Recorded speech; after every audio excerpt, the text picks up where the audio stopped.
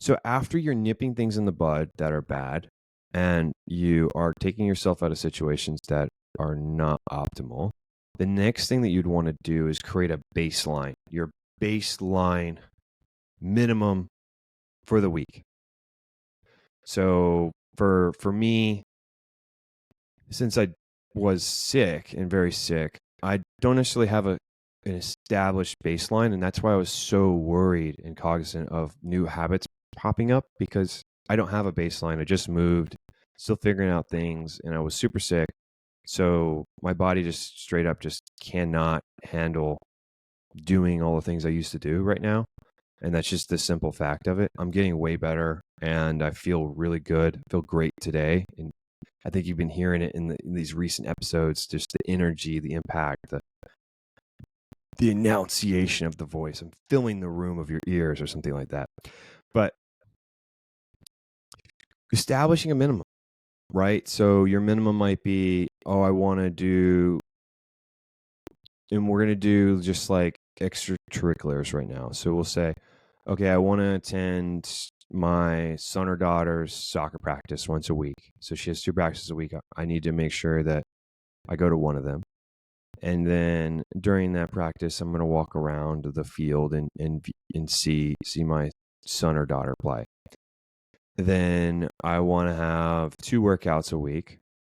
And then I want to do the book club reading with my partner or something like that. And that's your minimum.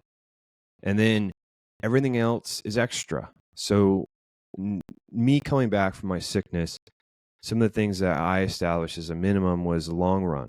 So I was doing a long run consistently, like every weekend, like 20-mile run, which is quite far, and don't recommend you do that because it puts a lot of strain on your body. But for me, that was my minimum. And I did that for a couple of weeks and I feel good, right? Like I feel better. And that's what made me feel like I was getting stuff done. I was progressing every week. It was getting easier. It wasn't as hard. And another thing that's part of my minimum is 1 podcast episode. So I do a podcast episode every week. The only time that I've missed a week, and I've missed 3 weeks, so I still owe you 3 episodes, is when I was super sick and in the hospital, which I think is excusable. Like I physically could not shower and eat food.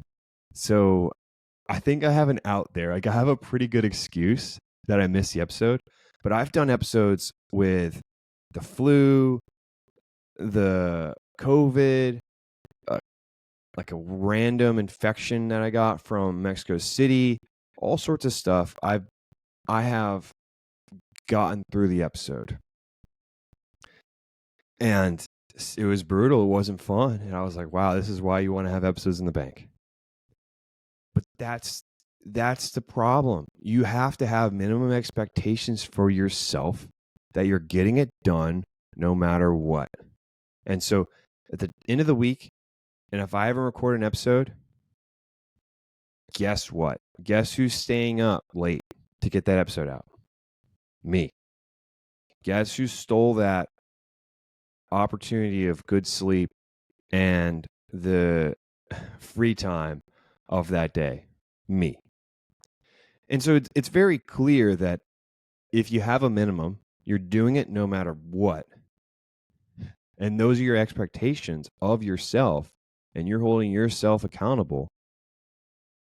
Then the next thing is asking yourself these questions, like having a question set that helps you.